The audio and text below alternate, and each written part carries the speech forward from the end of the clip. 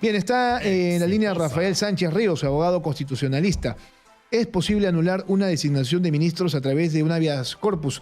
¿Cómo estás, Rafael? Bienvenido a Informamos y Opinamos. Este tema de los habeas corpus, ¿no? Se han ido presentando para trabar algunas acciones de determinados poderes del Estado. Lo veíamos, por ejemplo, en el caso del Congreso, cuando se decidió llevar a cabo la elección de los integrantes del Tribunal Constitucional con esta medida cautelar, y ahora un grupo de abogados está presentando un habeas corpus para dejar sin efecto la designación, si no me equivoco, de Guido Bellido y del ministro de Trabajo, que tienen cuestionamientos por esta relación con grupos de extrema izquierda, algunos también relacionados con el terrorismo. ¿Esto se puede hacer? ¿Es posible? Creo que la gente se pregunta eso, ¿no? Claro. ¿Cómo está, Jesús? Buenas tardes. Bien. A ver, te comento un poco que, como efectivamente has señalado, esta es una práctica que estamos viviendo de manera muy reciente, que no es usual, ¿no? Y que se basa en determinados criterios que derivan de la Constitución y que oportunamente ha desarrollado el Tribunal Constitucional, ¿no? Como se invoca en esta demanda de habeas corpus que ha sido presentada hace unos días, en el Perú y en general en las sociedades en las que rige un Estado constitucional de derecho, no hay zonas que estén exentas de control, ¿correcto? Por más discrecional y por más facultades exclusivas y excluyentes que tengan los poderes del Estado, las instituciones autónomas, ello no implica que puedan actuar con desconocimiento o alejándose de lo que regula la Constitución. En ese sentido, todas estas decisiones tienen que ir compatibilizadas y tienen que ir de acuerdo a los principios y fines que la Constitución les encarga. Entonces, sí parece lógico, ¿no?, pensar que si el Estado tiene una obligación de luchar contra el terrorismo, contra el narcotráfico, ¿no?, combatir la delincuencia en todas sus modalidades y asegurar la seguridad de su población y los miembros de sus Fuerzas Armadas, una designación como la que ha ocurrido con el primer ministro y con el ministro de Trabajo podría estar inmersa en una situación en la que ponga en riesgo la vida del personal militar y policial que combate a los remanentes de Sendero Luminoso en determinadas zonas del país, ¿no?, o que ponga en riesgo las operaciones de inteligencia que se realizan a lo largo del Perú. Ahora, el antecedente inmediato muy importante es la reciente modificación del reglamento del Congreso que impide a estas personas que estén procesadas o investigadas por formar parte de comisiones. Exactamente, y de comisiones tan graves como la de Defensa Nacional y la de Inteligencia Nacional. Entonces, si el señor Bellido no fuera primer ministro y se mantuviera en su cargo de congresista, no podría acceder a información tan sensible como la que se maneja en estas comisiones. Claro. Pero ahora, por su cargo, no solamente tiene acceso a esta información absolutamente importante, sino que tiene mando sobre el Consejo de Defensa y tiene mando sobre el Servicio de Inteligencia. Entonces, creo yo que bajo una máxima de a igual razón, igual derecho, ¿no?, podría un juez, con un criterio bastante amplio, valiente, podría explorar una interpretación conforme a la Constitución que interprete y explore las posibilidades y los límites de esta facultad discrecional del presidente de la República. A eso voy justamente. ¿Qué tanto puede afectarse esta prerrogativa que tiene el presidente de la República? Además que es una prerrogativa constitucional, el hecho de que él pueda formar a su propio gabinete y presentarlo, ¿no? Es correcto, pero también recordemos que también es una competencia exclusiva y excluyente del Congreso, por ejemplo, en nombrar los miembros del Tribunal Constitucional, pero si no se ha hecho de acuerdo al reglamento que ellos mismos aprobaron, más allá de las que tengamos sobre quién lo interpuso y la oportunidad en que fue hecho, fue posible controlar esta actividad constitucional de amparo. Creo yo que a pesar de que nunca antes se ha discutido una situación como la que se está planteando, tampoco hemos tenido una situación en la que el primer ministro esté cuestionado por vínculos o por apología al terrorismo, ¿no? En consecuencia, creo yo que sí es posible explorar la posibilidad de que estas designaciones puedan ser controladas vía un proceso de esta naturaleza porque los mecanismos de la democracia no pueden permitir situaciones que atenten contra las propias instituciones democráticas. Claro, pero esos son argumentos obviamente que se tienen que merituar por parte de un juez. Sin embargo, aquí hay otras instancias que van mucho más allá de las posibilidades de un juez en muchos aspectos en realidad. Recuerda tú que se hablaba de colisión de poderes entre el poder judicial y el poder legislativo, ¿no? Tanto así que esto además derivó en otras acciones que todavía no se han determinado, que han quedado ahí porque hemos asumido un nuevo gobierno. Por ejemplo, en el caso del nombramiento de los integrantes del Tribunal Constitucional, se presenta esta medida cautelar, se consigue, ¿no es cierto?, trabar esta acción del Congreso de la República y automáticamente el Ministerio Público inicia una investigación contra los que participaron además por desacato, ¿no es cierto? O sea, es correcto. O sea, hay muchas cosas que se podrían dar si es que un juez decide interferir en las decisiones del presidente de la República, cosa que no se ha dado antes. Es correcto. Digamos, hemos estado conversando y las ideas que nos estado comentando, digamos, van más al tema de fondo, ¿no? Pero procesalmente hablando, en el transcurrir del proceso que se tiene que seguir para resolver este proceso de habeas corpus, digamos, puede esto terminar incluso en el Tribunal Constitucional con todo el tiempo y con toda la carga simbólica que ello supone, ¿no? Porque finalmente recaería en este órgano la interpretación final sobre los alcances de la decisión, ¿no? Yo creo que, a ver, más allá del proceso en el que se está siguiendo, en el que al menos por ahora no se ha pedido ningún tipo de medida cautelar ni nada por el estilo, creo yo que va a terminar actuando como un mecanismo de presión adicional para que el gobierno corrija la actuación en la que ha incurrido, ¿no? Sin embargo, sin perjuicio de ello, sería interesante ver si es que en un plazo relativamente pronto, si no hay esta corrección y se obtiene una sentencia constitucional favorable, ¿no?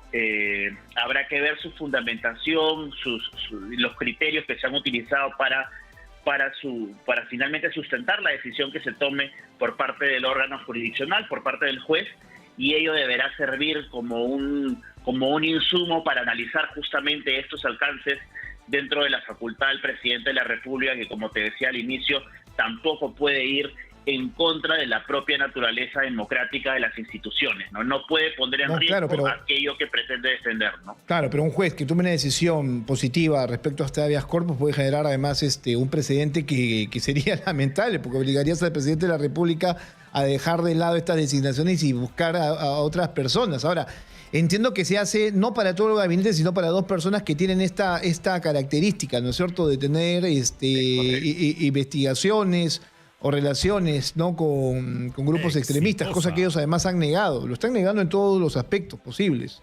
O sea, también es cierto una cosa, ¿no es cierto?, que alguien sostenía el día de ayer, si no me equivoco, el ministro de Defensa, el señor Ayala, que nadie es culpable hasta que se pruebe lo contrario, lo que se denomina presunción de inocencia. Sí, es correcto, pero también hay que tener en cuenta que, a ver, hay hechos objetivos que prueban, digamos, que prueban la situación en la que se encuentran esos señores, no respecto a su culpabilidad o no, que eso todavía se tiene que probar en el proceso correspondiente, luego la investigación fiscal que ello suponga, ¿no? Pero sí hay hechos objetivos que revelan que efectivamente hay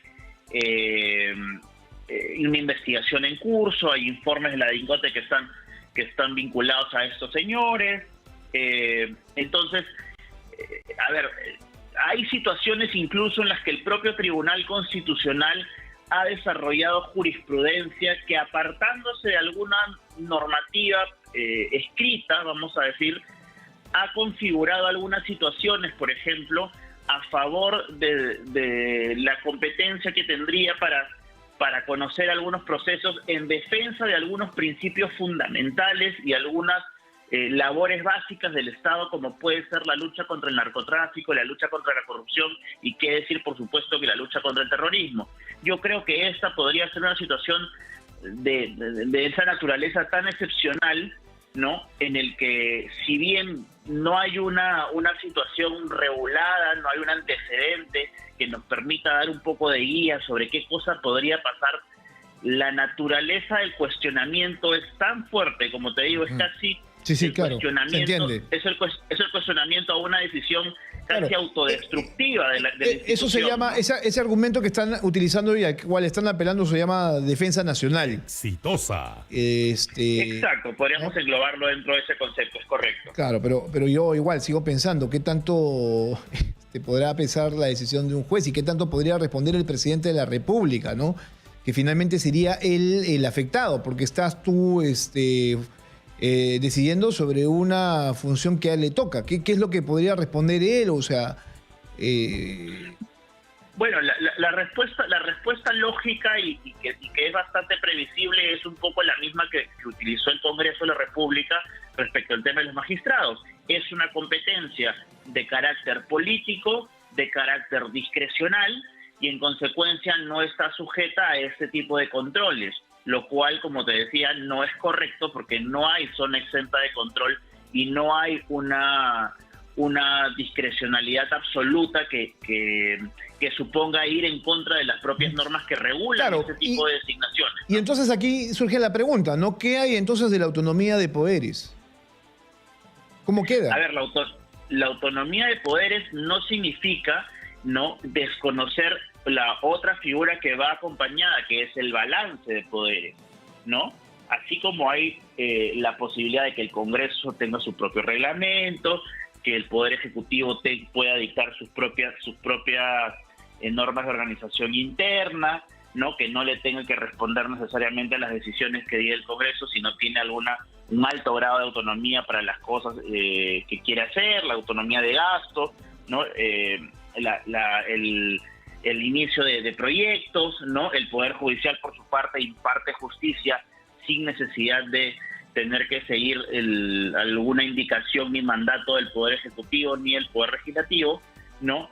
Eso está garantizado por la autonomía de poderes, pero a su vez existe el equilibrio y el balance de poderes, que significa que entre estas mismas instituciones puedan haber controles, ¿no? Así como el Congreso de la República puede controlar la actuación de los ministros a través de los pliegos interpelatorios, de las mociones de censura, el Poder Ejecutivo tiene la posibilidad de disolver el Congreso si se le pone muy obstruccionista, el Poder Judicial, y en general el sistema de justicia, el Tribunal Constitucional también, puede tener un grado de control de las actuaciones de los demás órganos, si es que alguien, como ha pasado con este caso de los 4 ex oficiales que han iniciado este proceso de habeas corpus, pueden sentir que hay una afectación a derechos fundamentales propios o de un grupo determinado de personas, y ante eso el órgano jurisdiccional está obligado a responder, ¿no? Y ahí tendrá que hacer un ejercicio de interpretación constitucional en que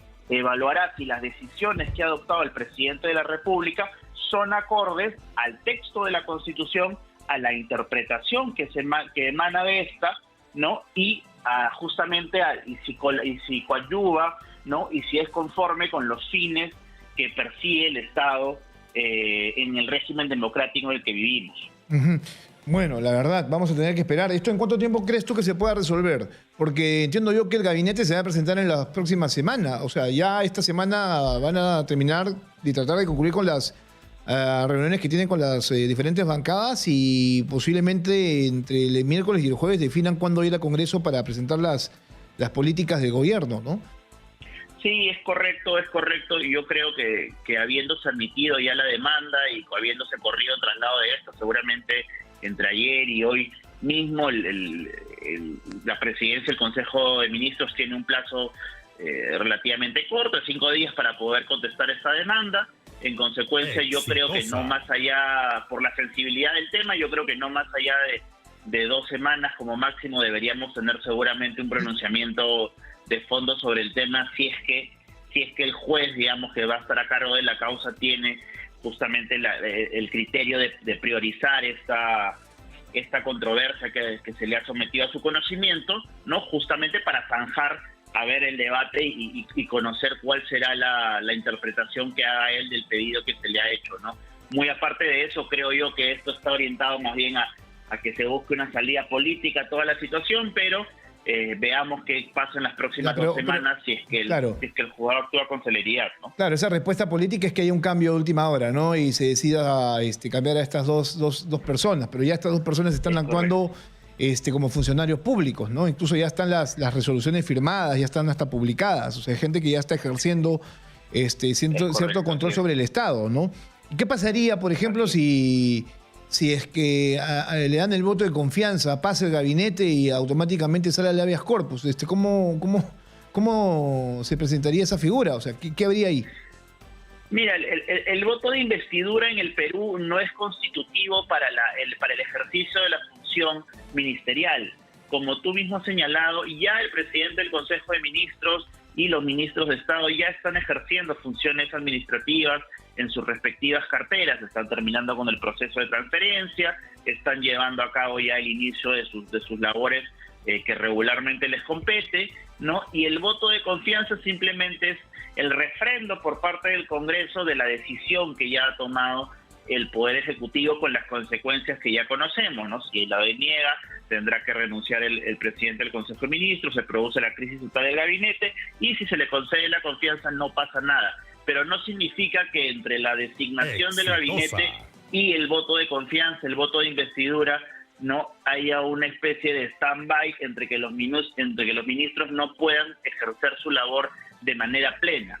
Es más, incluso el Congreso de la República hoy en día podría someter a una censura ministerial a los distintos ministros, ¿no? Aun cuando el voto de investidura no haya sido votado todavía en el Congreso. Así que creo que eso no complicaría mucho más allá de ser una situación adicional, ¿no? Accidental, que habría que tener en cuenta, pero creo que no incidiría en el asunto de fondo, haciendo un análisis así de primera mano. Bien, gracias Rafael. Rafael Sánchez, abogado constitucionalista sobre este tema, ¿no? Han presentado este habeas corpus contra la designación de Guido Bellido y el actual ministro de Trabajo, un tema que seguramente va a dar mucho que hablar si es que se produce un fallo a favor de